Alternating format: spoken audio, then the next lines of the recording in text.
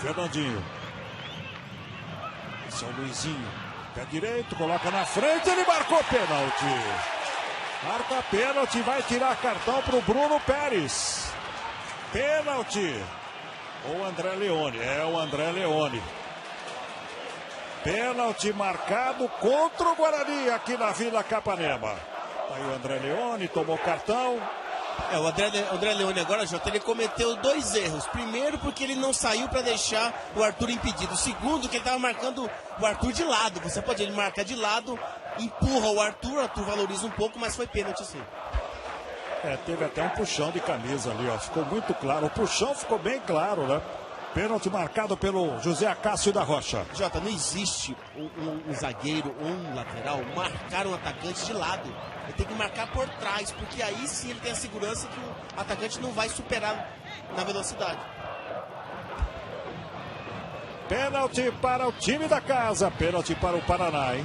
Chega ali o Arthur, o Wellington também por ali. Ele é canhoto, tá aí o goleiro Juliano do Guarani. São 20 minutos de jogo, tá 0-0. O Paraná tem a grande chance de fazer o primeiro gol nesta Série B 2012 diante do Guarani. O árbitro já autorizou. Wellington bateu e a gol! Gol!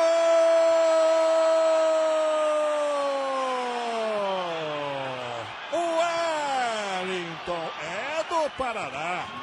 Ele bateu muito bem, né? Bateu pelo alto, né? Pelo alto complica a vida de qualquer goleiro, ó. E com uma boa angulação, hein?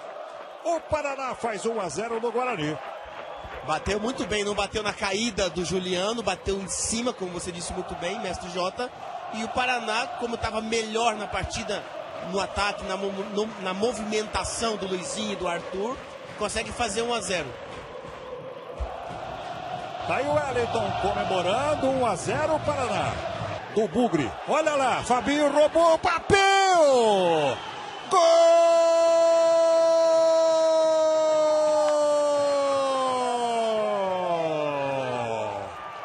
Fabinho empata a partida aqui em Curitiba. Ele roubou a bola do André Vinícius. Torcida do Guarani que estava quietinha ali. Olha o gol do Fabinho. Ele mexe com a galera ali. Empata o jogo no finalzinho do primeiro tempo. Miller. Zagueiro não tem que brincar. Mesmo porque zagueiro não sabe sair jogando, não tem habilidade para isso. O zagueiro tem que fazer o simples. Ele foi inventar, o Fabinho esperto, tomou a bola e acabou fazendo o gol.